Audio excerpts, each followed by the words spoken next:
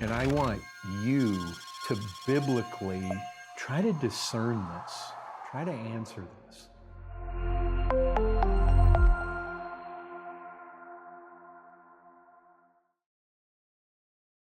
What I thought we might look at just briefly over the next hour and a half, is just I've been thinking about the whole idea of work. And I often do. I mean, that's the idea of work is obviously something that a pastor is pastorally, he is going to have a lot of situations where the idea of what a husband and wife are doing, what young men are doing, what young women are doing. Obviously, work is a massive part of our lives. And, through the years, our church in San Antonio has been so young. And, young people, especially young men, a lot of young men, let's just be honest about it. A lot of young men have terrible work ethic. And one of the problems is that it just, video games, wasting time, poor examples, fathers who were deadbeats, fathers who were lazy, fathers who just didn't instill good work practices in their sons. The convolution of the male-female roles. And so you've got, women wearing the pants in the house and going off to work, and a lot of times men and women working and outside of the home, and children fending for themselves or being peddled off to daycare. And there's all sorts of work situations that we find ourselves confronted with. And I think it's good just to set some foundations. We have a God that works, and he created man in his own image, and he created man to work. And in fact, when sin came in, the curse struck man right at the point of his work. And so just as we start, just as we launch, Genesis would be a good place for us to turn our attention.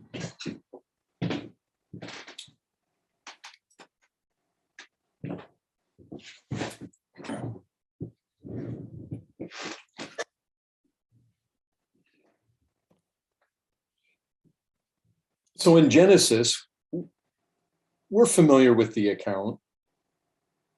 In verse 31, the very last verse of Genesis 1, we know that God created in 6 days. And it specifically says he worked. You say, where does it say that he worked? Well, it says that in chapter 2. If you look at chapter 2, thus the heavens and the earth were finished, and all the host of them. And on the seventh day, God finished his work that he had done.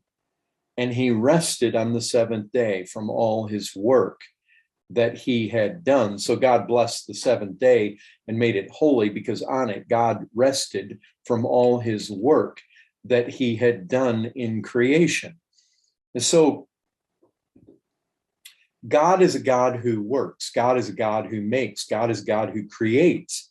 And you think of God creating. God created the heavens. God created the ant. God created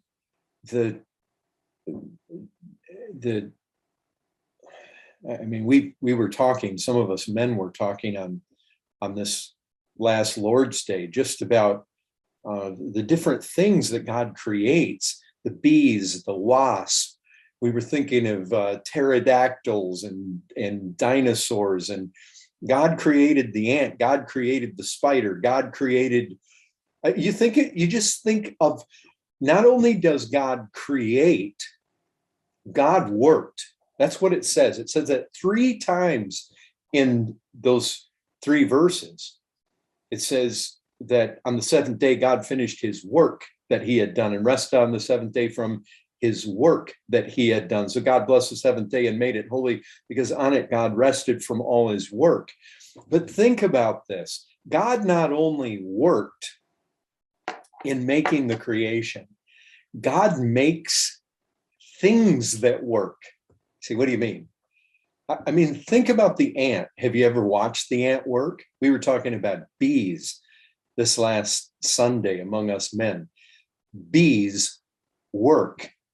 You think of spiders. Have you ever watched a spider spin a web? It's an absolute miracle.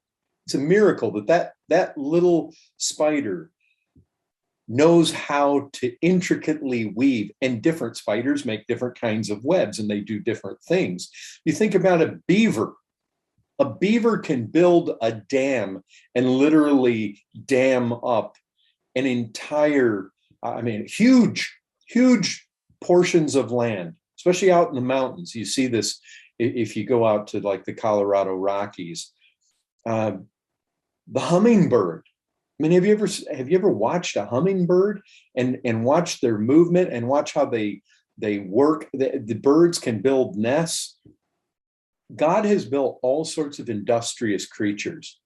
But the thing about animals and insects and what's a spider? An arachnid. An arachnid. The thing about all those is they're not moral. They have no moral capacity. I was thinking about that. Ruby and I went hiking yesterday, and we were walking by horses. They were real close, just off to the side of us there. And I was thinking, those horses are they do what horses do, and there's no sin involved. They have no moral capacity. They seem to have intelligence, but they move by instinct. They move by the way that God has designed them. But you think about human beings, we're different. God has designed us to work, but we are moral beings. We don't just move by instinct. We have desire, we have will, we have choice. And you'll remember, God never says about the beaver, he never says about the hummingbird that he has made them in his image. But in Genesis 1:26, God specifically says, let us make man in our image. And I think it's great just to stop and think, how are we made in the image of God? Obviously, we're not God. And there's numerous ways we fall short of being God. And yet, at the same time, we're made in his image. And I think it's a great thing to occupy your minds with, just to think about all the different ways that God made us like him. Because he says, let us, and you got to love the plural pronoun there, let us, not let me make God in my image, let us make God in our image, after our likeness, and let them have dominion. This is mankind. You see the work. Let them have dominion over the fish of the sea, over the birds of the heavens, over the livestock, over all the earth, over every creeping thing that creeps on the earth. So God created man in his own image. In the image of God, he created him, male and female. He created them, and God blessed them. And God said to them, be fruitful and multiply and fill the earth and subdue it. You see the work. Fill the earth, subdue the earth, have dominion over the earth, over the fish of the sea, over the birds of the heavens, over every living thing that moves on the earth. And the thing is that when we get to Genesis 2, God very specifically places man in a garden. And we see that in verse 8 of chapter 2. The Lord God planted a garden in Eden in the east, and there he put the man whom he had formed. And out of the ground the Lord God made to spring up every tree that is pleasant in the sight and good for food. And the tree of life was there, the tree of knowledge was there, rivers flowed there. And the Lord God took the man, verse 15, put him in the Garden of Eden to work it and keep it. And so you see, God works, and he rested the seventh day. Man is made in his image. Man is made to work, and man is the animals work, but we're not like them. We have a moral capacity. We have the ability of self-reflection. We have the ability, even though only God can make something out of nothing, still, has he not made man creative? I was thinking too, I think yesterday when we were out hiking, I was just thinking about how man has created some of the most amazing music. I mean, you think about what man does. Man has figured out how to make wine out of the grapes. He's figured out how to make medicines out of all the different things in creation. God has allowed man to be able to make these inventions and these huge pieces of machinery and these delicate little just amazing things. Just amazing what man has been able to accomplish. Well, God created him that way. And then, of course, we have the curse come, and that happens in Genesis chapter 3. And when this curse comes, we see that the curse affects man right where he works. You go to chapter 3, verse 17.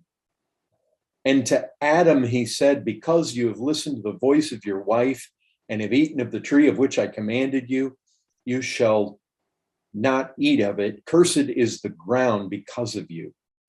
So the very ground that man is supposed to subdue and to till, it says, in pain you shall eat of it all the days of your life. God cursed the ground. And he says, thorns and thistles it shall bring forth for you. You shall eat the plants of the field by the sweat of your face. You shall eat bread till you return to the ground, for out of it you were taken. For you are dust, and to dust you shall return. But you see, man's work has been aggravated. It seems that the ground was fertile and very inviting, wasn't full of thorns and thistles and things that stick you and poke you and cut you and bite you. But now with the curse, that's exactly what's happened. So anyway, there we have a good starting point. It's the framework. The framework for work is found right in those first 3 chapters of Genesis, which, by the way, the first 3 chapters of Genesis really, they are the beginning point. They speak to why things are the way that they are. It's extremely informative, and we get a picture of why things are the way they are, why God created the way he created, how he created, why we are what we are, how we got to the place we are, why is everything the way it is now. The devil coming in, and the devil coming in, it's affected everything, and including our work. And the thing is that, there was a very plain order in the beginning.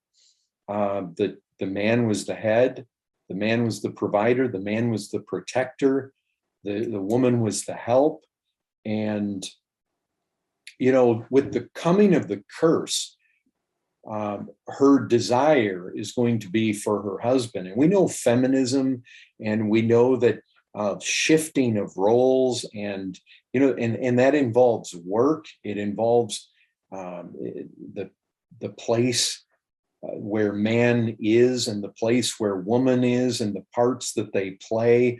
And so we see with this curse, with this sin, and God's pronouncements here, the coming of the devil and his deceiving of Eve. It's what has happened is the way God originally designed everything it's been thrown into this realm where it's touched by the fall. And that's why so much of the next main place that I want to go is the book of Proverbs. Now, you may remember back when I was in the States last year. No, it's been 2 years now, I believe. 2 years ago, when I was back in the States, I went through the Proverbs and we dealt with a number of things, but it'd be good just to go back there again. The book of Proverbs.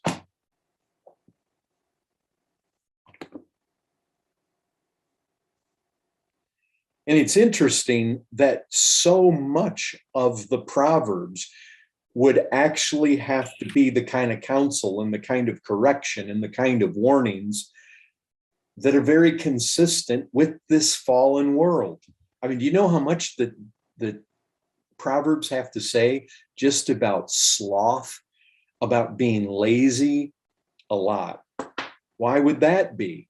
Remember, the book of Proverbs is basically instruction from a father to a son.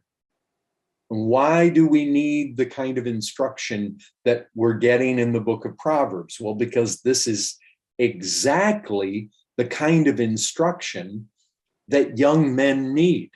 That's what Proverbs is really. And we can all gain wisdom from it, obviously. Obviously, if any of us would be wise, if any of us want understanding, if any of us want wisdom, the book of Proverbs has that for all of us. But you can't get away from the fact that the book itself is a father, not all of it, there's different portions, but basically what you have is a father imparting wisdom to his son. And so, I mean, we just get a feel here. How about Proverbs 5? We'll just move rapidly through these. I don't really have them all in order, so we might be bouncing around. But now go to Proverbs 3.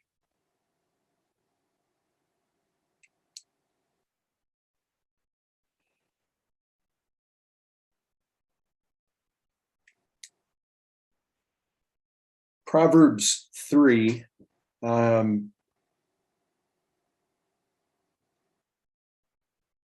don't know why I have that one here. I'm trying to figure out. I'm not gonna start there, but if you go to Proverbs 5, where I wanted to take you originally, 5:21.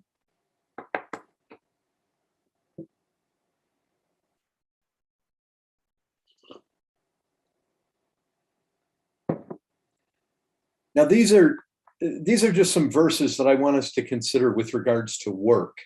And I know that Proverbs 5:21 is not specifically about work, but it's good. Yeah, I mean, here, think with me here. When we get done with this life, there is a God to whom we have to give an account. And the Bible specifically says everything that we've done in this body. What is the work God gave us to do? What is it that we've spent our life doing? I mean, basically, that is going to be resurrected on that day. And everything that we've done in this body. And what we have here is man's ways are before the eyes of the Lord, and he ponders all his paths. And so, anyway, just start out on that note. I mean, the Lord is watching. I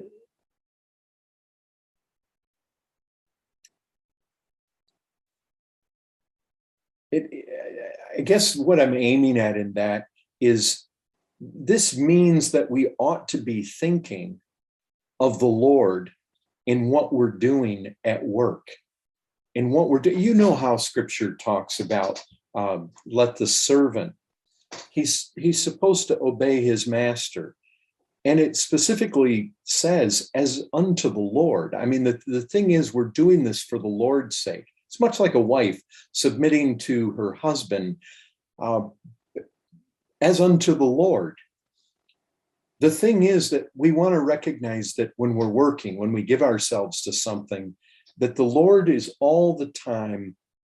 Our ways are before him. He ponders what we do. You know, the Scripture says that whatsoever your hand finds to do it with all your might. He knows when we're lazy. He knows when we're not. You remember this. There was a servant who buries his talents in the sand. And what does the Lord call him? He calls him slothful. A wicked, slothful servant. We don't want to be that. I mean, bottom line, that's not what we want to do. What we have to be thinking all the time is, what would the Lord like me to be doing with my time? Obviously, redeeming it. And work is a big thing in Scripture. Work is a good thing. Work is something that keeps us productive. Work is something that invites a source of income. Work is something that God definitely has designed us to do. And we need to be asking that question. What would the Lord have me to do? How would the Lord like me to do what I'm doing? How would the Lord like this specific project to be done? How would the Lord like this done, that done? Will the Lord help me to do this? I mean, this is the mindset. How is the Lord affected? What effect will this have if I do this or don't do this on the Lord's honor? I mean, does the Lord want us to be simply wasting our time? Does he want us to not work? I mean, being a Christian means that we're radically God-centered, Lord-centered, Lord-oriented living. I mean, we want to live in light of Judgment Day. I can speak for myself, and I think this speaks for all of you. Who wants to get to Judgment Day and have wasted vast swaths of your life? Who wants to get there? I mean, who wants to stand before the Lord and basically you were lazy, you couldn't get out of bed, you fought the Lord's will, you're a woman and you put your children on the sacrificial altar of your own success. And who wants to get to that place where the Lord isn't entirely pleased? I mean, we only get one life to live. And work is a huge aspect. I mean, God has called each one of us to do something with our life. He's not called any of us to stay in bed forever and ever. And so, anyway, Proverbs 6. Look at Proverbs 6, verse 6. Go to the ant, O sluggard. Now, remember, if you go up to verse 1, my son. You see, this is that father talking to his son. My son, you just want to capture those first two words. And so in verse 6, this is a father saying to his son, son, I'm going to impart to you some wisdom. I'm going to impart to you some learning here. Look, wise people, remember, if somebody's wise, they're wise for themselves. You see, if somebody is wise, they are going to be the ones who are going to benefit from being wise. And so here is a good here is a good principle for wisdom. Go to the ant, O sluggard, consider her ways and be wise. Without having any chief officer or ruler, she prepares her bread in summer, gathers her food in harvest. How long will you lie there, O sluggard? When will you arise from your sleep? A little sleep, a little slumber, a little folding of the hands to rest, and poverty will come upon you like a robber, and want like an armed man. Now, here's the thing. My daughter sends me a picture the other day. I've battled this for years. My house was brand new when I moved into it, like, what's it been? It's been 16 years ago now. It was new. But I've had this problem with ants. And we have a type of ant in Texas. Well, we got several types, many types, but the kind that tend to infiltrate a house and be a real nuisance. We've got these ants called acrobat ants. And then we've got carpenter ants. And both of these are just an absolute nuisance. They eat rotted wood, but they like to make their nests in the walls of the house because, it tends to be, especially where you got air conditioning going on in the house, it tends to create like the perfect temperature climate. And so they like to live there. And so my daughter sends me a picture the other day of ants and they're invading the house. And so I said, get a hold of pesticide people. And, but you know what? I recognize that every single day that goes by, those ants are doing what ants do, and they're destructive and they're constantly working. They're just constant. They don't rest. And there's nothing here about storing up treasure for retirement. There's nothing here about that. Don't read that in. Some people like to read that in. Oh, consider the ant. The ant, they want to make ants out like squirrels. Well, see, they store up all their food. No, that's not the point. That nowhere here is this encouraging us to lay up treasure here in this earth. Listen to what it says. Go to the ant, O sluggard, consider her ways and be wise. Without having any chief officer or ruler, she prepares her bread in summer, gathers her food in harvest. But what's the point here? I recognize there's preparing bread, there's gathering food. Ants are gathering food all the time. But look what the issue is. The issue is not, that's what you need to lay up a stock for future need. That's not the issue. How long will you lie there? That's the issue, O sluggard. When will you arise from your sleep? A little sleep, a little slumber, a little folding of the hands to rest, and poverty will come upon you like a robber and want like an armed man. Now look, let's just lay this down. Hard workers tend to benefit. Hard workers tend to profit. Hard workers tend to move up through the ranks. Hard workers tend to get promoted. There's no question about it. Hard workers tend to have a paycheck. Hard workers tend to be able to put food on the table. That's the reality. And lazy people, they tend to get fired. Lazy people, they're not in such demand at work. Lazy people, they tend to be demoted. Lazy people, they tend to not have money and tend to be the people that are wanting to borrow. They're wanting to beg. They're people that are looking for handouts. That's oftentimes, folks, let's just say it how. Now look, I'm not saying a hardworking person can't fall on bad times. That's not, I'm not saying that. But you know what the tendency is. And that's where verses like this, that's what they're speaking to. The sluggard loves his ease. That's the issue. He lives in idleness. He doesn't mind any business. I mean, we tell people to mind their own business, but he really doesn't have any business to mind. He sticks to nothing. You can often see lazy people.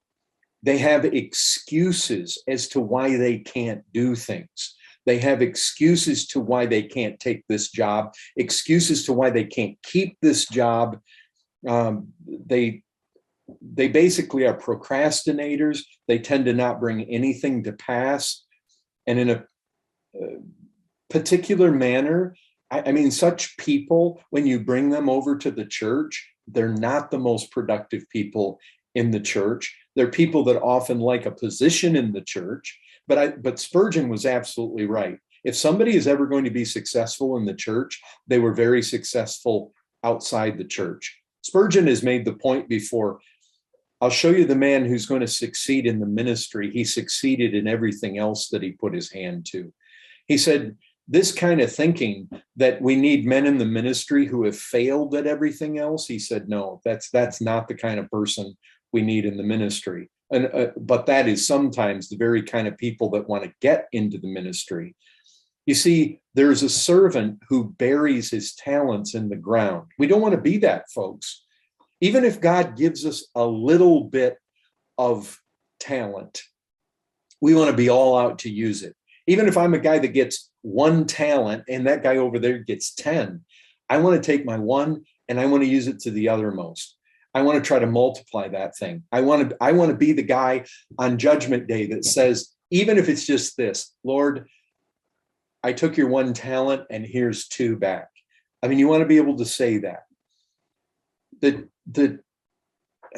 You see the kind of lazy person here. He's roused. He stretches, but he wants a little bit more sleep. He's comfortable in that warm bed. Don't get me out of here. Doesn't want to think of rising, especially not rising to go to work. It might be cold out there. It might be difficult. He promises himself, well, just a little more sleep, and I'll get my act together in the afternoon. I'll get my act together tomorrow. And you know what? He wakes up one day and he's 30 years old. He wakes up the next day and he's 40 years old. He wakes up the next day and he's 60 years old. And folks, that's what happens to procrastinators. And I know this, those ants had been working on my house long before my daughter called me.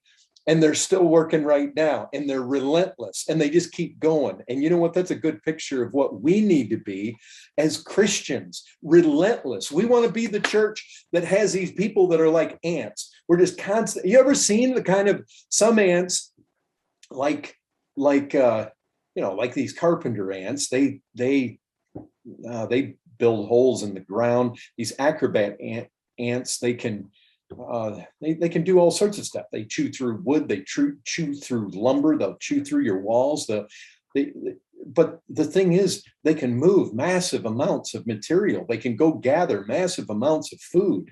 Some kinds, the fire ants, I mean, they'll go out and they'll find insects, they'll find anything organic, any kind of dead animals or insects, and they just devour these things. They can move. If you've ever seen the kind of ants that burrow into the ground and they bring all the dirt to the surface and they make mounds, I mean, you get ants that can just move phenomenal amounts of earth.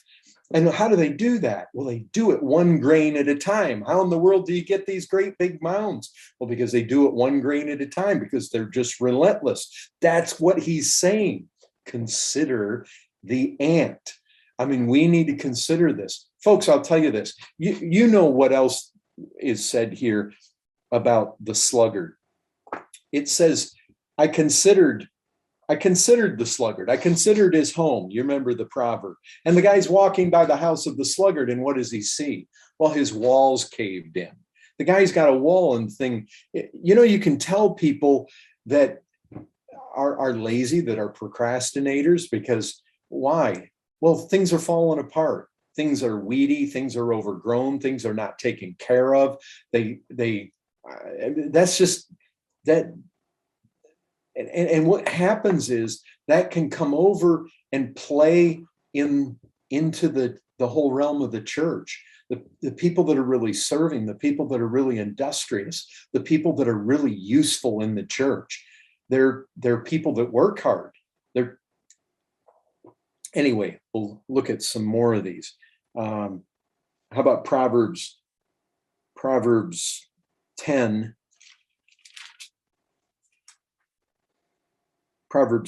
verse 4, a slack hand causes poverty, but the hand of the diligent makes rich. I mean, look, bottom line, let's just lay this down. If somebody wants a car, if somebody wants their own house, if somebody wants, take a vacation somewhere, the fact is, these things are a result of working, getting money, and being able to buy the thing that you want.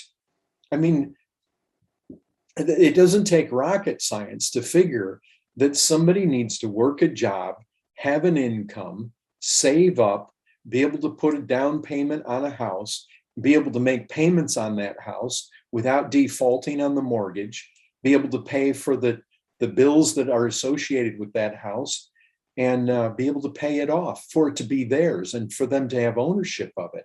If somebody wants a car, they need to be able to earn enough money to actually be able to take the test, pass the test, buy the car, buy the insurance, buy the tax, the MOT. I mean, we have to be able to purchase the things we want. And what it says here is very plain. Hey, like I say, it's not rocket science. A slack hand, well, that causes poverty. And what does poverty yield? Poverty means you don't have your own house, you don't have your own car, you don't have your own things. I mean, that's it. They're connected. There's a huge connect. This is basic wisdom when it comes to work.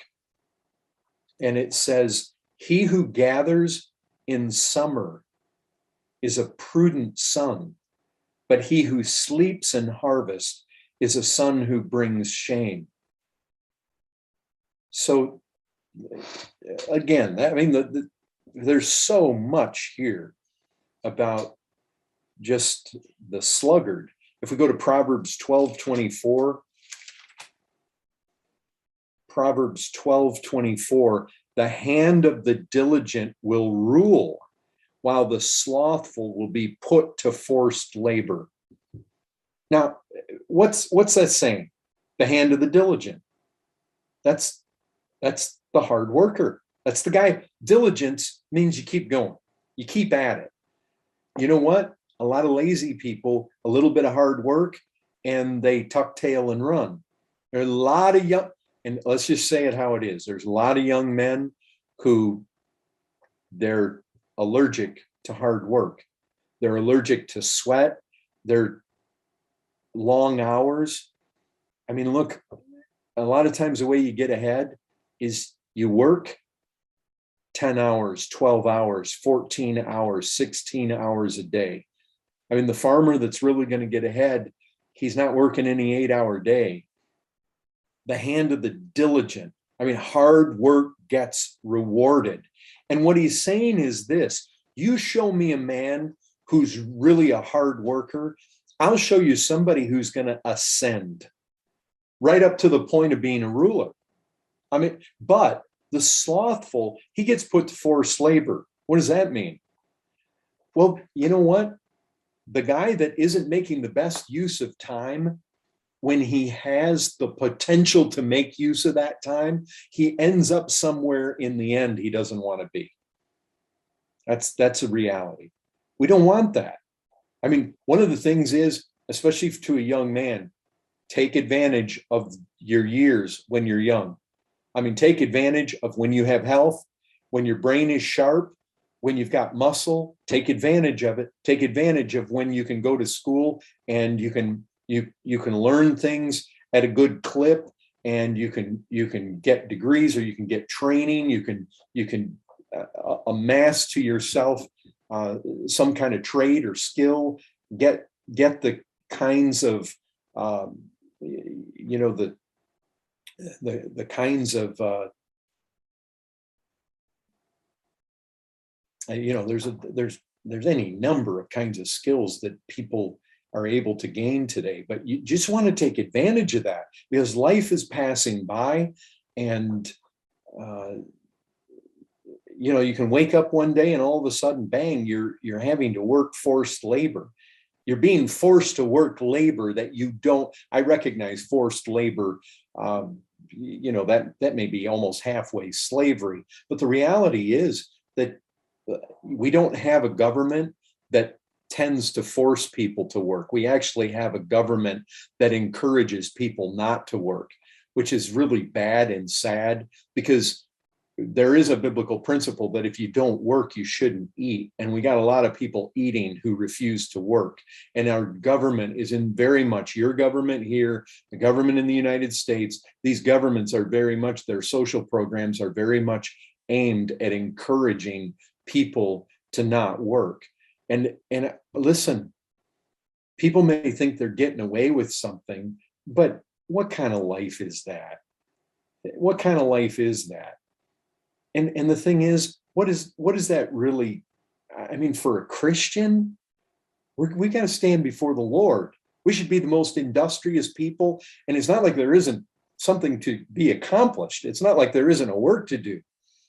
So Proverbs 12:27 says, whoever is slothful will not roast his game, but the diligent man will get precious wealth.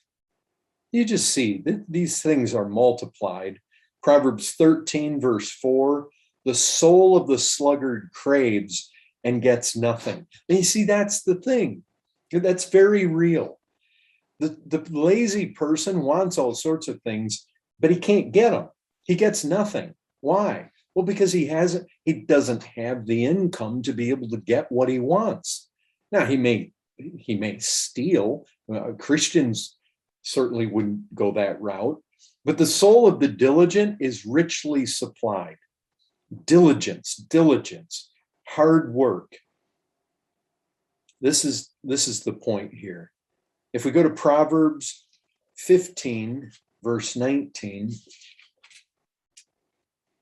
Proverbs 15:19, the way of the sluggard is like a hedge of thorns, but the path of the upright is a level highway. Well, you see one thing, a hedge of thorns. You get a picture, you got a lot of thorn hedges here in this country. And, the hedges of thorns, they tend to grow. They tend to be all gnarled. They tend to have big thorns that just tear flesh. They tend to be a nuisance, and they tend to invade the road. They tend to get out of control. You have to come in and hack them back, and still the pile of dead branches that you create from it are all full of thorns. But the path of the upright is a level highway. Obviously, that's a good thing. A level highway, it's not all full of holes and potholes, and it's nice and level. So anyway, I mean, we could keep going. I mean, Proverbs 18:9 says, whoever is slack in his work is a brother to him who destroys. Isn't that interesting? Whoever is slack in his work is a brother to him who destroys. It's like, well, a different path to the same end, right? One man won't get up to earn, the other earns and he smashes his TV that he bought. And so it's like, the destroyer, he buys a car, but he's reckless and he smashes the thing. Well, it's just like the guy that's lazy and never gets a car in the beginning. They both end up in the same place, no car. But Proverbs 19:15 says, slothfulness casts into a deep sleep, and an idle person will suffer hunger. It just, anyway, you get the feeling. Slothful people doze away their time, and they bury their talents, and they live a useless life. And that's the point. They're unprofitable. The thing is, when you bring all this over into the church, I have recognized this, and that 25 years or so that I think it's been about 25 since I was ordained. So I've been watching God's people, pastoring God's people, and I've seen this. There are different kinds of people in the church. And oftentimes you get a percentage. Let's just say it like that.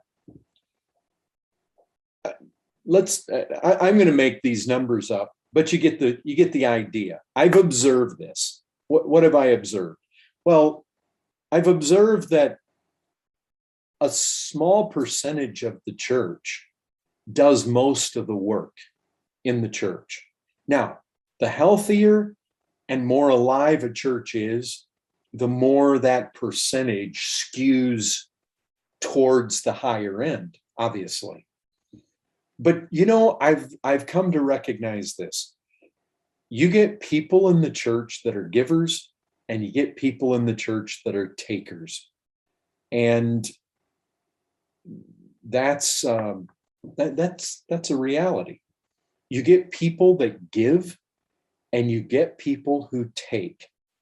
You get people who come to the meetings and they want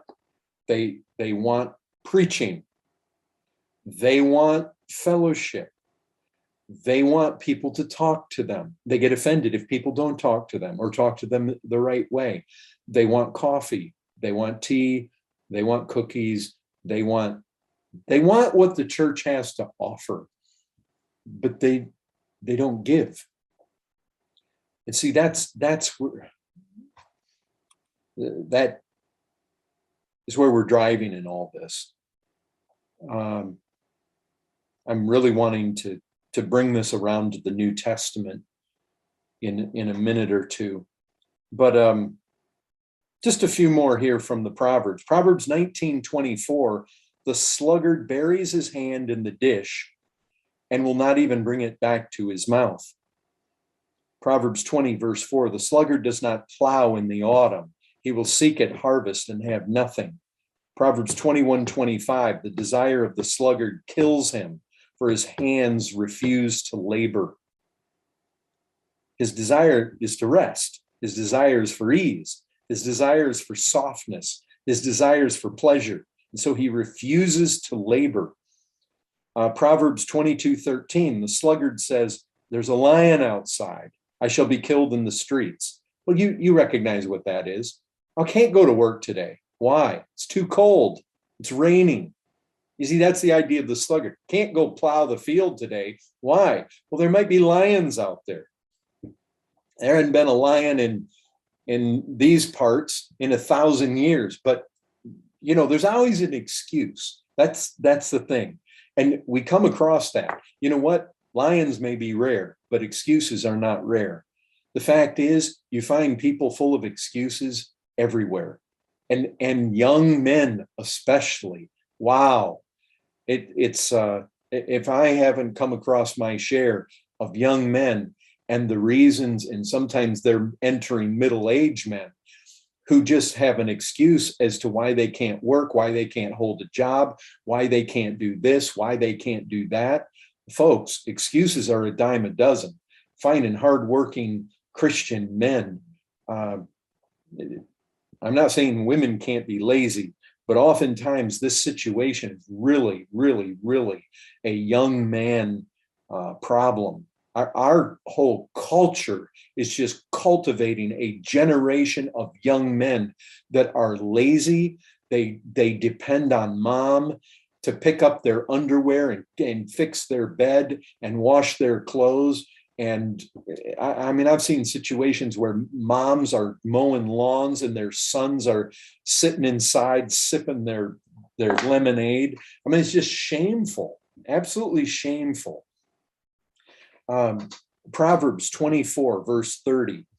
I passed by the field of a sluggard, by the vineyard of a man lacking sense. And behold, it was all overgrown with thorns. The ground was covered with nettles, and its stone wall was broken down. Then I saw and considered it. I looked and received instruction. See, that's what we want to do. We want to receive instruction.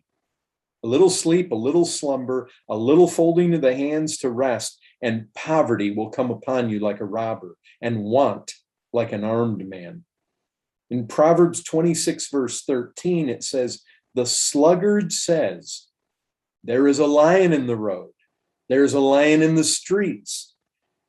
As a door turns on its hinges, so does a sluggard on his bed.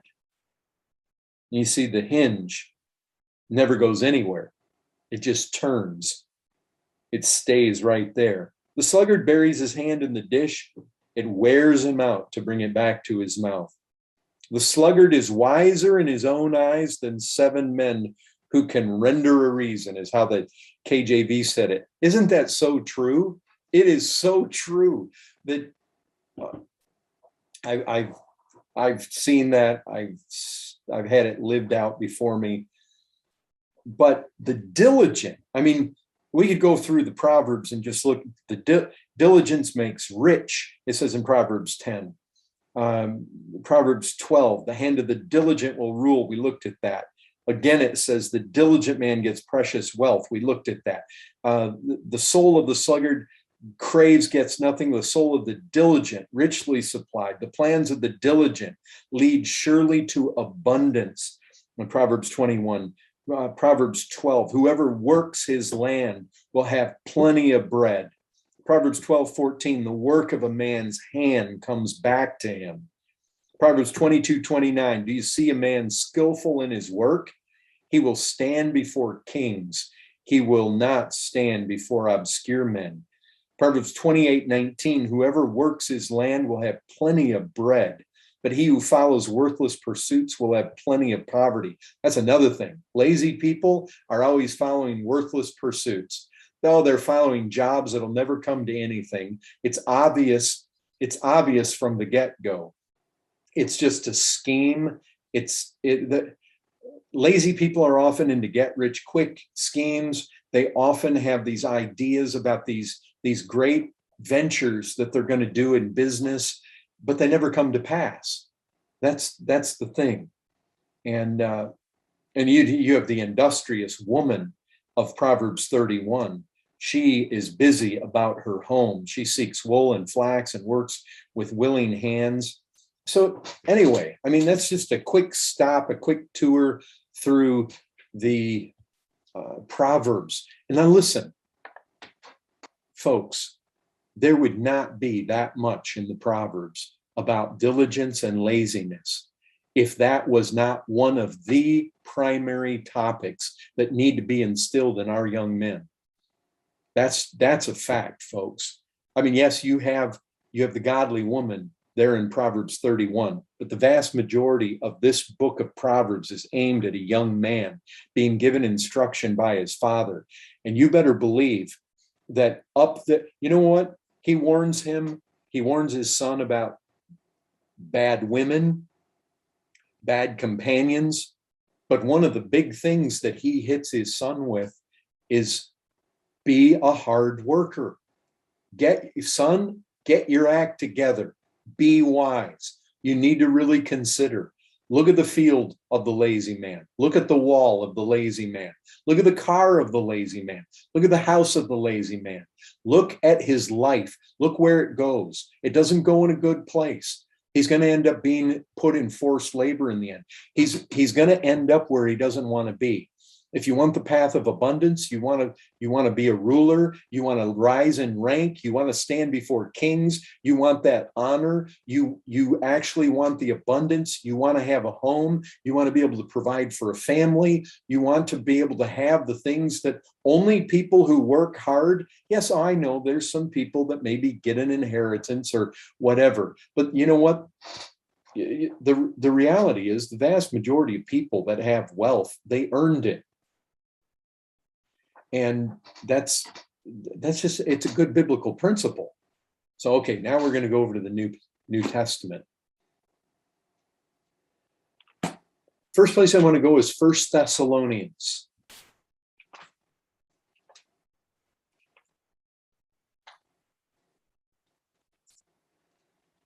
First Thessalonians.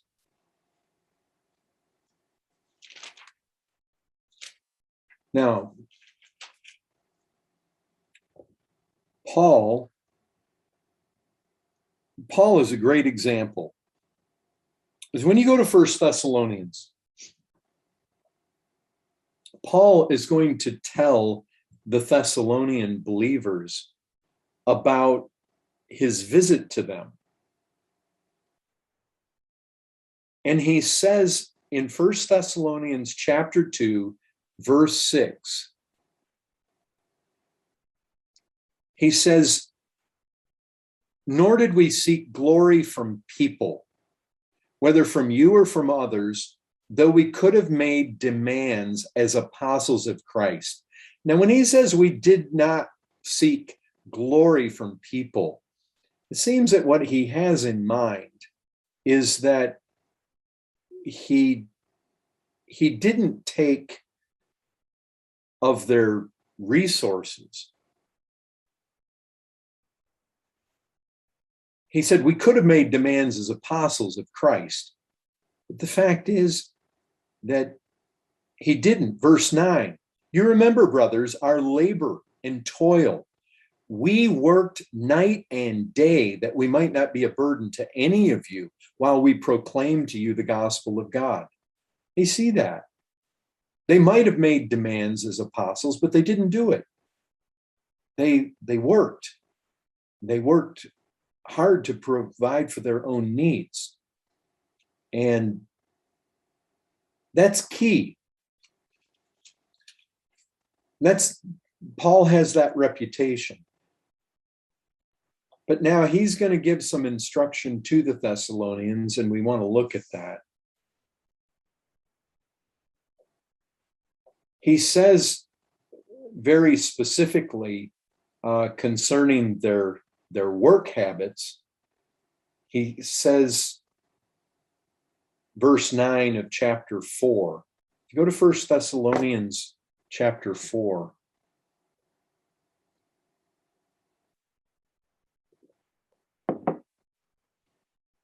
He says, "Now concerning brotherly love, you have no need for anyone to write to you, for you yourselves have been taught by God to love one another. For that indeed is what you are doing to all the brothers throughout Macedonia. But we urge you, brothers, to do this more and more." So he's encouraging more and more love. And he's encouraging this. He's urging, verse 11, "Aspire to live quietly and to mind your own affairs and to work with your hands as we instructed you, so that you may walk properly before outsiders and be dependent on no one." Now, Paul is going to get even deeper into this work ethic in the second letter to the Thessalonians. But this, folks, this is key. Notice what he says. This is apostolic teaching here. He's communicating to us what God wants for us. What does God want us to do? Work. As we instructed you. Now this is important. Think with me here. He is going to deal with work in the second letter. He deals with work in the first letter. And he says, when we were with you, we instructed you.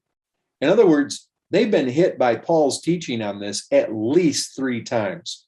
When they were there in person, in the first letter, and in the second letter. Why? Well, because work it's an important thing.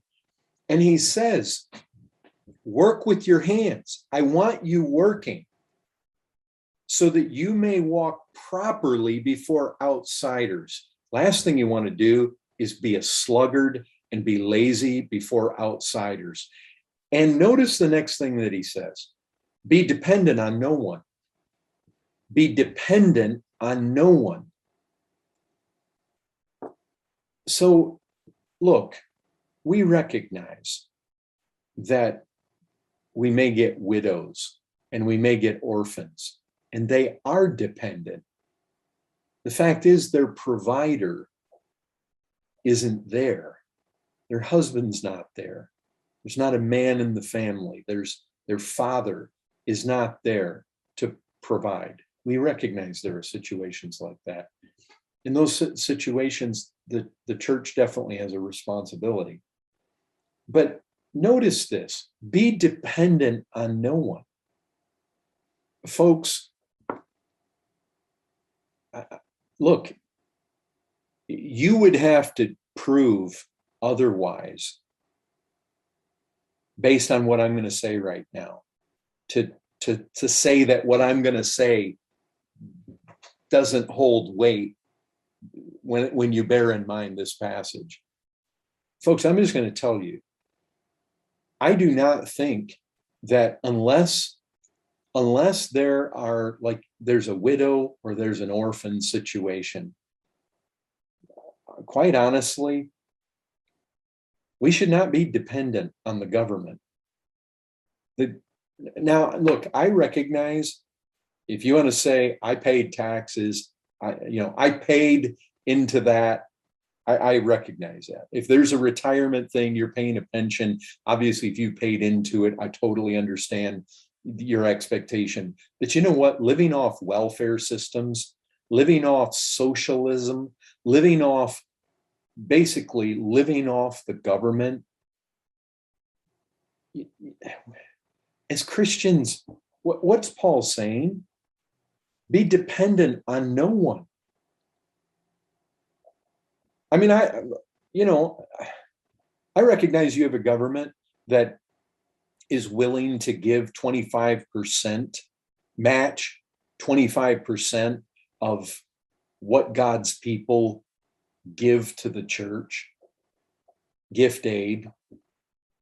But if I'm honest, I don't like it. I refused that kind of help from the government in the United States. We never took it as a church in San Antonio. Honestly, folks, I don't think we need to be dependent on the government, and I don't think we should be. And the fact is that the government is made up of outsiders, and I don't think that it's. I mean, look, you all have to make decisions on the degree to which you're going to accept government aid or government help or government subsidies or whatever. But God wants us dependent on him. And again, I recognize if there's government programs and you got some homeless people out there and the government's willing to come along, that's different. I'm talking about Christians here because that's who he's addressing. As Christians, we ought to be striving to work to be able to take care of ourselves. And that's the reality here. Don't be dependent on no one. What's he saying there? He's saying that you should work and produce a sufficient enough income that you are not having to supplement your income by being dependent on anyone else. That's what he's saying, folks. You can't get away from that. And hard work is the path to making that happen. And I don't appreciate welfare governments. I don't appreciate welfare programs that encourage people not to work as hard as they otherwise. I'll tell you this, if your whole country basically implemented a system where if you didn't work, you didn't eat, and the government would not give you any free handouts, just bottom line, if you didn't work, you didn't eat, I'll tell you what, a lot more people would be working. Because the thing is, these welfare systems that just encourage people to forever and always be on the welfare system, to be on the government tab. Folks, that God doesn't want that for us. God wants us to be hard workers, and he wants us to fend our own way. He wants us to be able to take care of our own families. He doesn't want us dependent on others. And remember that, just remember the God is not stressing to us that the way to be dependent on no one is to ship our wives off into the workplace, because clearly, I mean, you have the teaching of Titus 2, which, we kind of bypass the Proverbs 31 woman, but Titus 2 is the reality that's being driven home, is that the young women, they're to love their husbands and love their children, be self-controlled, pure, working at home, kind, submissive to their own husbands. So if you got women working at home, what's the expectation? Well, the expectation is that the main money earner, that now the Proverbs 31 woman, she was industrious and she had some ways in which she brought some income into the family. And the family was it was the sphere around which the Proverbs 31 woman rotated: the home, her children, her husband. But the obvious picture in Scripture is that the husband is the primary earner. I know we have situations where a man can lose his job, or he's between jobs, or he's changing jobs. I recognize those kind of situations can come in. I recognize there can be short-term seasons where we need to draw unemployment from the government, or we need to do different things because of, unforeseen, we're in certain situations. But the norm is that we're dependent on nobody. And probably the classic, the heartbeat of the New Testament kind of work ethic is found in Ephesians. And so maybe this will be the last verse we look at. Ephesians chapter 4, and you probably all, or some of you probably know exactly where I'm going, but Ephesians 4. And I just want to capture this, because this is so, this just is like it's the capstone teaching. This is the sum of the matter. If we're really looking at a New Testament ethic when it comes to work. Ephesians 4. Now this I say and testify in the Lord, that you no longer walk as the Gentiles do, in the futility of their minds. They're darkened in their understanding, alienated from the life of God because of the ignorance that is in them due to their hardness of heart. They've become callous, have given themselves up to sensuality, greedy to practice every kind of impurity. But that is not the way you learn Christ. Assuming that you've heard him and were taught in him as the truth is in Jesus. Okay, what is this truth in Jesus that Paul is assuming that we have been taught?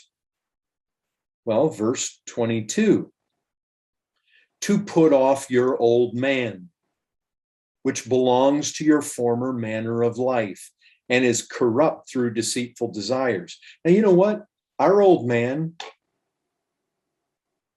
there were problems with our old man. Typically, our old man was lazy, or our old man might have been hardworking, but he was very selfish. And you got lost people that are lazy, and you got lost people that are selfish, and you got lost people that are both. And anyway, some lost people have money, some lost people don't have money. Selfishness tends to be very rife. But we're supposed to put that off, put off all that which belongs to our former manner of life. And he's talking about when it comes to work as well. Be renewed in the spirit of your minds.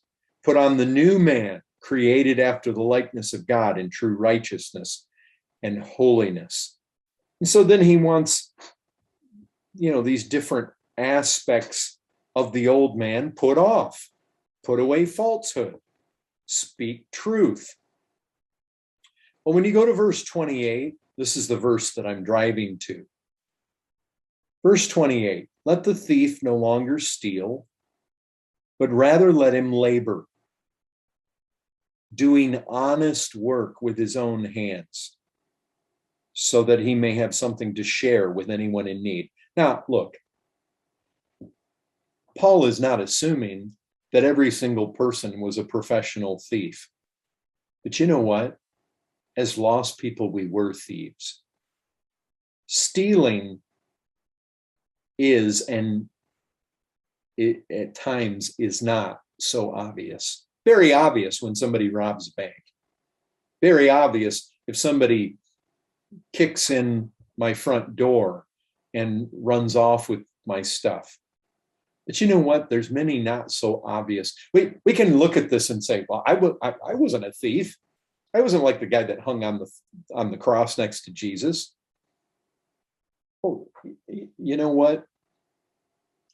We get people. What is stealing? Stealing is basically when you take that which belongs to somebody else. It means you're in the workplace and you take a break that's too long. You just took something that doesn't belong to you. You say, what do you mean? When you take a break that's too long, your employer is paying you to be working, but you're not working.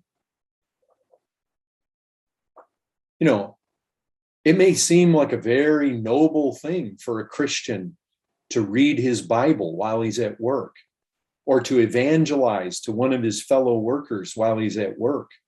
That is not a noble thing. That's stealing. That's your employer is paying you to be working, but you're not working. You're doing something else. You want to put the proper title on it. You're a thief if you're doing that. And you're stealing from your employer if you're doing that. You're taking his money for a purpose that he never intended you to take it for. That's the point. Brethren, anything that rightly belongs to another person or rightly belongs to the state, folks, people steal from the government all the time. They don't pay their taxes. Or they're supposed to have, maybe it's just a matter of they're supposed to have certain kinds of permits to put a fence in their backyard or to put a patio in, but they don't go draw the permit and pay the price. You see, there's all sorts of ways that it's just basically using things for your own personal ends and purposes. And it's money that's actually owed to someone else. And Scripture says, owe no man anything. Stealing often includes failure, just simply failure to pay another what you owe him. You owe somebody something. You know, people in the church, sometimes they borrow things. They'll borrow a tool and they won't bring it back. And then they just kind of tell the person, oh, I lost it. You lost it. You should replace it. What do you mean your child broke it? You should replace it. I mean, people sometimes will borrow something and it gets destroyed and they don't replace it. It's like, what's that? You basically took what belonged to somebody else and you didn't bring it back. Every government authority, when we're talking about taxes, when we're talking about paying fares, paying fees, every government has been instituted by God. And God's word says that we are to pay all to whom we owe something, whatever we want to pay taxes to whom taxes are owed, and dues and duties and fees and revenue. Something belongs to another by right and by law. I mean, to withhold it is not right. It's stealing, period. You fudge on your taxes. I mean, that's, sometimes it's copyrights. You're not supposed to be watching something. You're not supposed to be listening to something. You're not supposed to be using certain software on your computer. You didn't get a building permit like you were supposed to. I mean, folks, these are all subtle forms of robbery. And what's Paul saying here? Is that, sometimes we tend to feel justified when we don't pay a certain fee to the government because, the government just seems so invasive and wrong. I feel that. Your taxes are going up and they want you to pay for everything under the sun. This feels wrong. But the Lord tells us to pay those things. So, look, what he says is let the thief no longer steal. Don't steal. In other words, stop it. Just stop. Isn't that amazing? Isn't that really great and amazing kind of instruction for a Christian? What? That's it? No deep counsel here. You're not going to send me to Thieves Anonymous and to put me through a 12-week course? No, none of that. He just says, stop it. What? Seriously? Like Christians are expected to be able to just stop sinning? Yeah, exactly. Paul doesn't say pray about it. He doesn't say go get counsel for it. He doesn't say, you need better meet with the pastor. We got to hear all about how you were mistreated as a child and how you, none of that. I was exposed to bad influences and they were thieves and nothing. Just let the thief stop stealing. Stop it. Quit it. Oh, you mean I can really do that as a Christian? Yeah. You've got the Spirit of God. You're a new creation in Christ. If you're using the copier at work to make copies for yourself, stop it.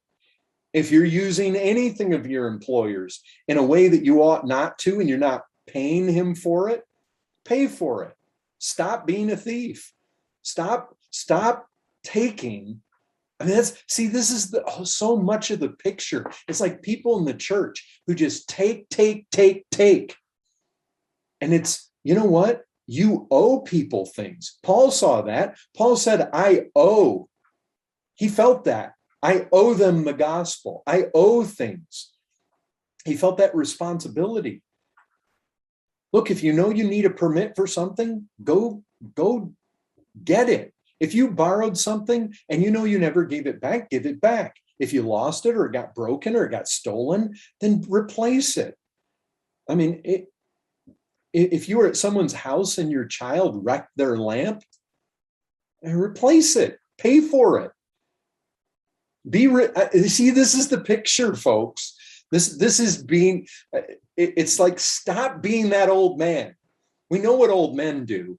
Well, old men, they're selfish. I'm talking the old man spiritually, not when you're up there in years. You know what? As a young believer, I came across this text in Ezekiel chapter 33. And it said this. It said, if the wicked turns from his sin and does what is just and right, if the wicked restores the pledge, gives back what he has taken by robbery, and walks in the statutes of life, not doing injustice, he shall surely live, he shall not die. I came across that as a young believer, and I had stolen things, I had wrecked things, I had vandalized things, and there's so much restitution. But I knew I needed to do it based on a passage like that. Brethren, do you ever think about what stealing really is? It's just another expression of pure selfishness, because it's all about me. What can I get? It comes down to the desire I have and the fact that I want something. It comes down to that desire to be gratified and to enjoy something for myself. I want it, and I don't care how it impacts somebody else. If I take it, that's so I'm going to take what's yours if I can get what I want out of it. I don't care about your loss, your sorrow, your disappointment, your frustration, your financial situation, the fact that you don't have that thing anymore. I just care about me. And that's basically what's behind stealing, thievery. So if what you have, in my estimation, is going to make me happy, then I'll take it if I get the chance. I mean, and Paul says, Christian, stop that. Stop. The stealing goes even further. It's the desire to have without working. And you see where all this is going. It's going towards work. Let the thief no longer steal, but rather let him labor. You see, stealing isn't just me wanting what you have. It's a desire to have what you have without working. It's the desire to get things without working. Truth is, most things in the world that men steal could be had if they just worked for it. Isn't that a reality? Of course, that's a reality. Yeah. I mean, look, you show me the part of any city where burglaries and stealing, thefts are the highest, and I will show you the part of the city where unemployment is also the highest. They go hand in hand. You know who the people that steal, the people that take from others, even in the church, people that take, they typically have the worst work ethic. They're the laziest. They don't want to work. Unemployment is highest. Why? For the simple reason that stealing and laziness, they go hand in hand. Wanting to get from other people without working, the thief desires, and he steals to get because he lusts after stuff, but he hates work. And he's always seeking to get the most with the least amount of energy. Folks, we're Christians. Put off the old man. But that's what we were. That's what we need to be that's what we put off. We put off our thieving ways. We put off taking. Brethren, in the power of the cross, stop living that way. Brethren, God chose us. We're his people, a redeemed people in Christ, chosen before the foundation of the world, that we should be holy and blameless. And that includes in these kind of areas right here. You're on display before the whole watching angelic world. God is watching. You need to remember who you are. This is all for the glory of God. But then notice how this thing transitions. Okay, you stop stealing, but that's not the end of it. It's not just stop stealing. No, the next thing is, verse 28, let him labor. So that work, put on the new man, right? Put off the old. That's what it said.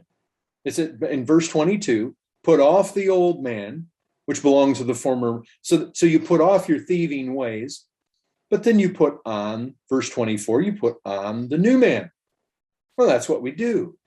That's what he's describing here. He's describing all the ways that we put off the old man and we put on the new. So here's how you put on the new. The new man is a worker. You get that idea? The one who works with his hands. What is good? That's good. So, not just so that he can amass wealth, but so that he can share with those in need. Brethren, I'll tell you this, lazy fathers are a curse to a family. Lazy sons are a curse. Lazy mothers are, they're a curse. Lazy people in the church, a curse. People that won't work. Men, one of the qualities of a good leader, one of the qualities of a good husband, diligence, hardworking. Young ladies, you single young ladies, don't marry a man that's lazy. You will rue the day. You will regret it. Don't do it. Look. One of the yes. Do you want to look at a man where he's at spiritually? But you can't hardly rank a man where he's at spiritually without looking at his work ethic. You have to look at that. You don't want to slight that. You want to say, well, he's handsome and I hope to change him. No, you don't want any of that. One of the highest qualities in a good leader, a good husband, is that he's diligent, he's hardworking, he's responsible, he's on time, he's disciplined. Notice how Paul focuses on the hands here. Let him labor, doing honest work with his own hands. Brothers, you ought to be able to look at your hand. What does that hand do? Hands, look at them. Are those hands typically still in bed at 9 a.m., at 10 a.m., at noon? Young ladies, you want to avoid such men like the plague. They will prove a curse to you. If you go and get married to a man whose hands are still in bed at 10 a.m., you're going to be in big trouble. Ladies, the hands. I mean, you think about this. The excellent life of Proverbs 31, it said this: she works with willing hands. Verse 13, verse 16, she considers a field, buys it. With the fruit of her hands, she plants a vineyard. Verse 17, she dresses herself with strength, makes her arms. There, it's not the hands, it's the arms. Verse 19, she puts her hands to the distaff and her hands hold the spindle. What are those hands of yours doing, brethren? I mean, men or women, we need to be asking ourselves that. What are our hands doing? We can look at them. We can study them. What the hands of a Christian are different from the hands of the world. Young men, young ladies, you want to study the hands of a prospective mate rather than just simply studying the beauty of their face. Look what their hands do. That's a big factor in Scripture. I just feel that I really need to stress something at this point.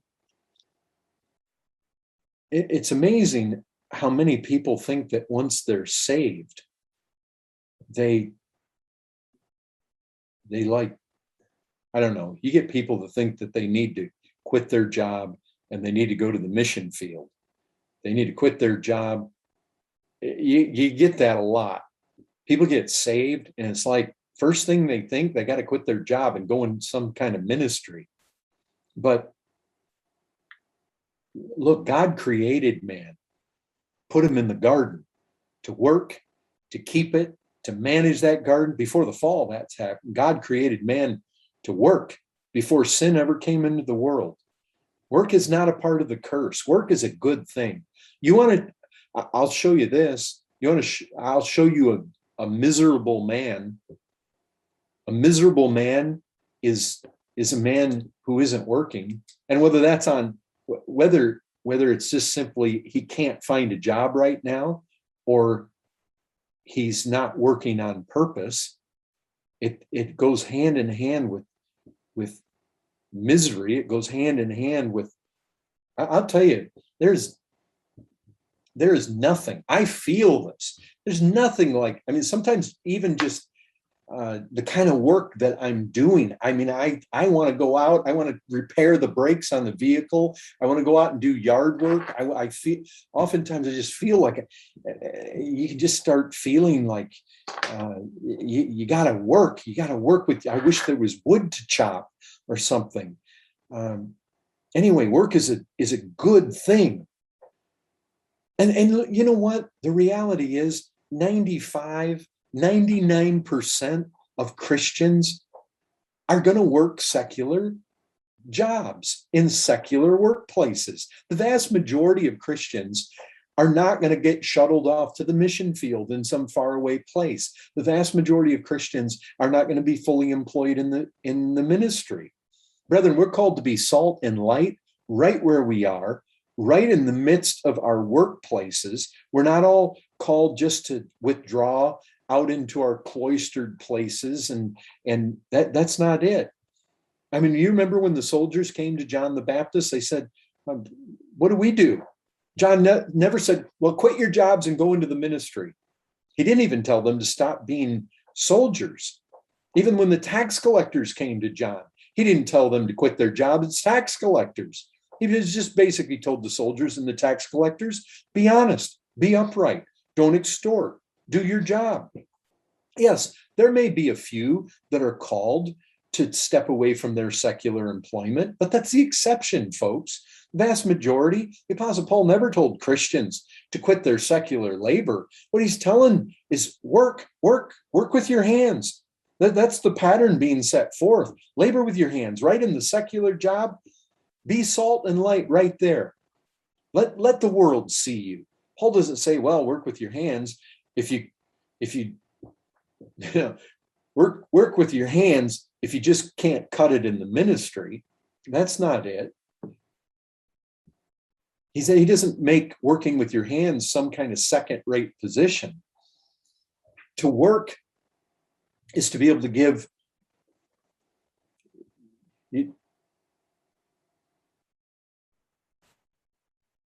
To be able to work is it's a gift of God, and it glorifies God.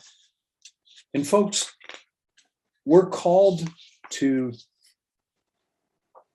work right up to the end.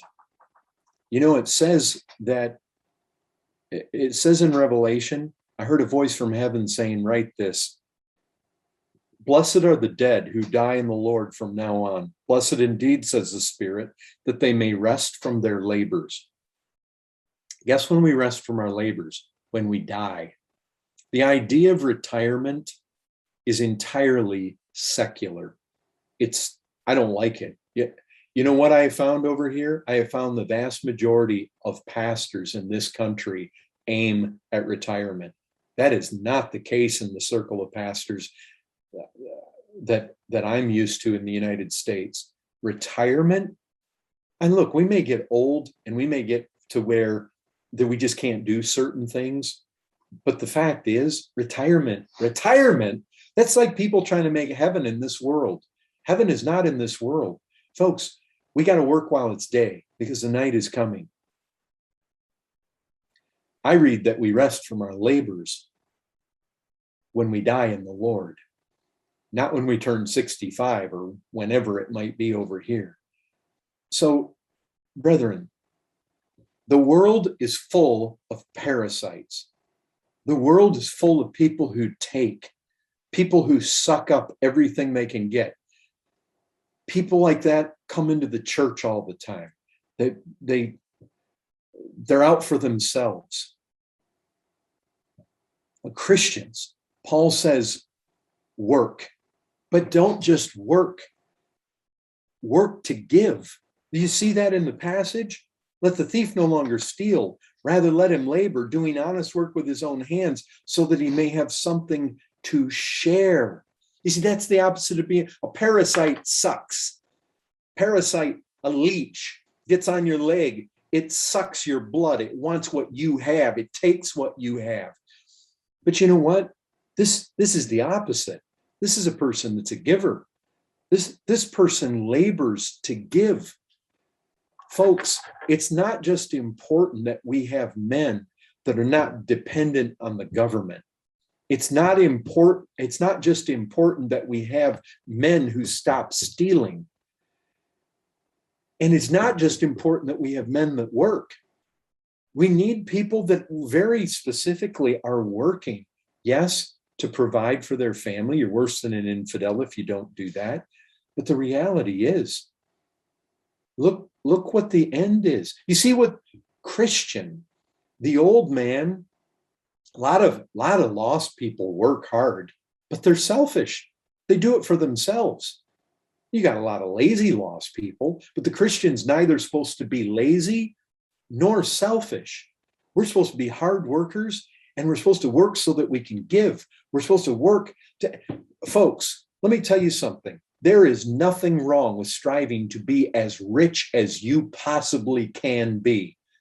Not to raise your standard of living, to give as much as you possibly can. Listen, there are missionaries on the field. There are all sorts of works in all sorts of places. There are indeed orphanages that could happen in many places. As Andy Hamilton has said before, money, what does money do? Money puts food in bellies. Money puts reading material before people's eyes. Money puts clothes on people's backs. That's what money does. Money helps where there's needs. Money helps feed and care for widows and orphans.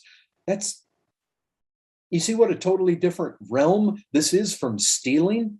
The world's out for themselves. Christians work out of a love motivator. Listen to what Paul says to the Philippians.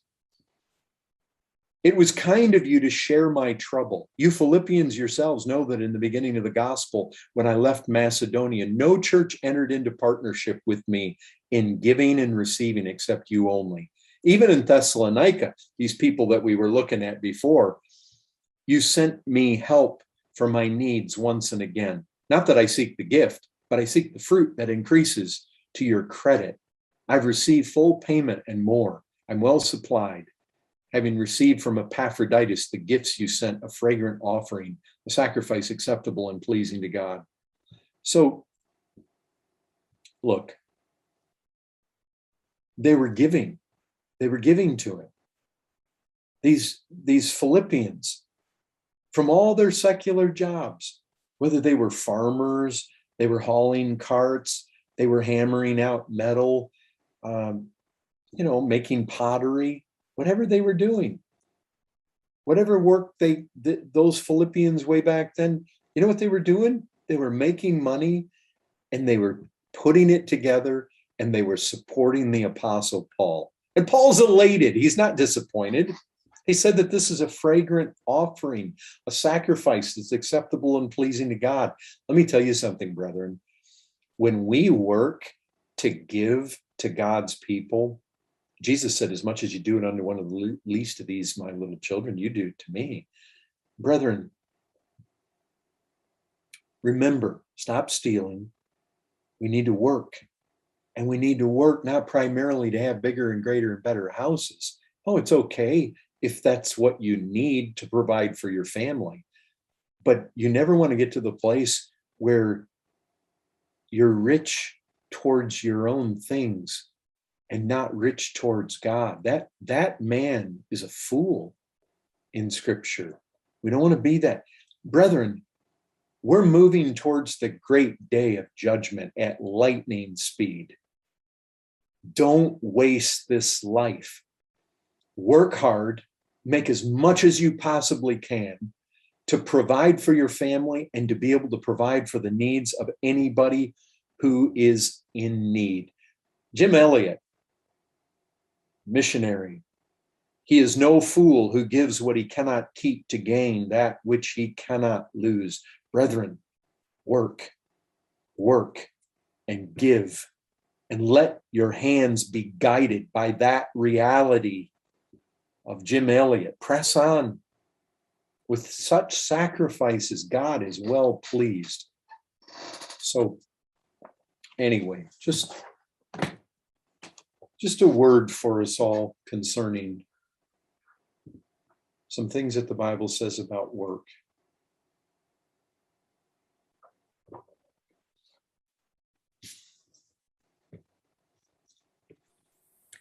Thank you, brother. Very refreshing. Well, amen. We've got to work while it's day. Our time is running out. Truth is, the years go by fast. And we only get one shot. And when you think about Jesus saying, I was hungry and you fed me, and I was thirsty and you gave me to drink. I mean, this involves work. It involves what we invested our life in. It involves making money. It involves traveling. It involves going to where the needs are. But oh, God help us. Grace Fellowship Manchester, we want to be a church that is known to be a place that gives, a church full of giving people. I just have one question. Is in light of the position you have, then the lazy, and then you have the workaholic. I think sometimes society puts workaholics as in a very bad note. And yes, there's men and women that can work to burn out. But as Christians, we want to work diligently. And where would you notice now that you're now working too much? Because it's kind of difficult to see the line, but nonetheless, we have to work. Of course, the Bible doesn't specify. Here's one of the things. When you go through the Proverbs, I don't find a single warning about workaholics. Do you? That's it. That's what I'm thinking. Is like. So here's the thing. I don't think we should fear working too much. I mean, if I suspect that, I really suspect that if we went back in time before our day when everything is so easy, and we've got supermarkets that bring food from all around the world and everything is at our fingertips, and where we have lots of excess spending money, and basically our needs are being met all the time.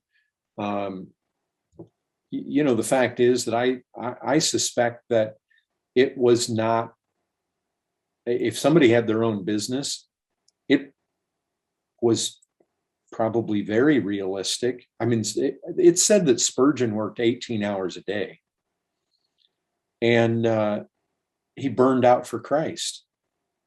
So I guess the thing is this: I don't think we want to just simply say, like, where's the balance between being a workaholic and being lazy? I think the better way to say it is this: that the Bible everywhere warns us against being lazy. And so that obviously is the big problem. When it comes to work, I would just say this, that I think it isn't so much a matter of overworking as much as it is a matter of me being responsible for everything that God has given me to be responsible for. And so I would say this, that if I neglect my children, and God has given me my children as a responsibility, if I neglect my children because I want to make money, then I would say that is where the problem is. That's where the issue is. But again, we have to think to ourselves, okay, what is neglecting my child? I mean, if I worked, I would say this: if I'm a father in a family and I can't make time to lead my family in devotions and bring them to the Lord and open up the Word of God to my family, then my priorities are skewed. But, if you basically had a man who was running his own business and he had his children involved in the business, if he was working 16 hours a day, but he was able to take an hour aside, throughout the day when he had meals with his family, he was able to open up the Word of God.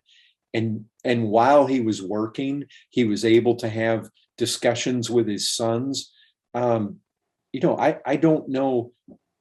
I suspect that the vast majority of the history of mankind, nobody would call that guy a workaholic. Today they would probably, just simply because we live in a day where having 2 days off on a weekend, or even 3 days off, having a 4-day work week, and then working 8 hours a day, maybe 9.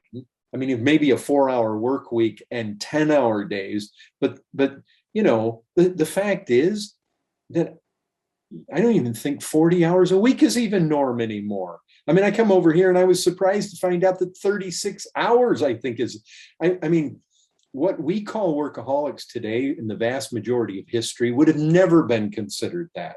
I mean, when the majority of people were basically agricultural, I mean, there might be times of the year when, just because you're farming and what, you probably still have animals that you have to tend, but then you get certain times of the year when it's planting season, when it's harvest time. I mean, you work from sun up till sundown. Basically, the sun is what guides you. I mean, you're going to work as long as there's daylight. And now that we have artificial light, um, I, I would never caution. The only time I would really look at somebody and say, brother, you need to slow down, is if they were burning themselves out. Where the fact is, some people, if you just work, you can actually get to the place where you're not being as efficient. I mean, the truth is, sometimes downtime, rest, R&R can just revitalize you. I know in the ministry, I there were some years where I took no vacation. I worked the entire year, and you do that for a year or two, end on end, or three. And I mean, I was about to getting to the place where burnout was becoming I mean, the ministry has aspects to it that I think cater to burnout more than some professions, but because it's a spiritual thing, not just the labor that goes into it, but it's a spiritual, and dealing with lots of people.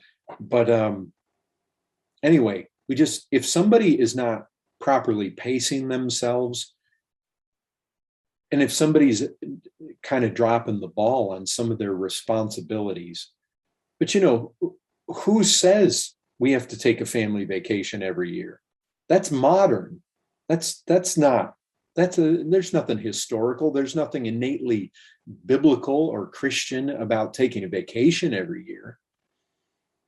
So, sometimes we can become so much products of our own culture, and we base things on that we want to be careful, because obviously the real problem in Scripture is laziness. The problem in Scripture seems to be the fact that we have to be encouraged to work. Nowhere do I find that, even the time Jesus said to his disciples, well, it's important that we come aside. You'll notice they never really got aside. By the time they found their secluded place, already the crowds were coming, and they didn't even get the break the one time that when we think that they're about ready to get one. That doesn't mean that Jesus, didn't go to a wedding, or he wouldn't go away and get alone and he'll fall asleep in the boat. But anyway, it's just, I don't think we live in a culture where we need to really be concerned about workaholics, unless, like I say, unless you got some brother who's just dropping the ball. I would say this: look, if you're working and you're not making the prayer meeting a priority, well, see, I think the real issue is not so much you're a workaholic. I think those misguided priorities. If you're not making the service on Sunday, if you're not making the prayer meeting, if you're not making the spiritual elements of your life a priority because of money, because of secular work, because you're wanting to advance, you want to advance your career, I think that's misguided. And I actually don't think it's the greatest path to the Lord's blessing. I think the greatest path to the Lord's blessing is rightly prioritizing and giving him the first place in these things. But we also don't want to sacrifice our families. I think when it comes to work, we really need to be thinking about what the Bible says and is our parental responsibility. Or it can't even be to our parents. I mean, if we got older parents, I mean, we don't want to drop the ball when it comes to honoring our parents, drop the ball when it comes to loving our wife or loving our children, and drop the ball as far as our responsibilities there. I think that would be the thing to look for. Not so much not so much just recording the length of time that you're working on a weekly basis. I don't think that's the issue. I don't think a guy that works 80 hours a week is just by default a workaholic. I think the issue is, look, if that guy's making the right things a priority in his life, no, more power to him. If he's working twice as much and he's progressing his business and he's got all that much more to be able to give with, and that's exactly what scripture says he should be doing, then why I would never want to encourage him to, you need more downtime. As though what is the, I mean, I wouldn't fault a guy if he felt like, oh, he wanted to spend an evening with his family, watching a movie or something. I mean, I'm not going to fault that. But if the guy would rather be working and have his sons working right next to him and they're not going to have a movie night, well, I'm not going to fault that. Our problem in this day and age is not that we work too much.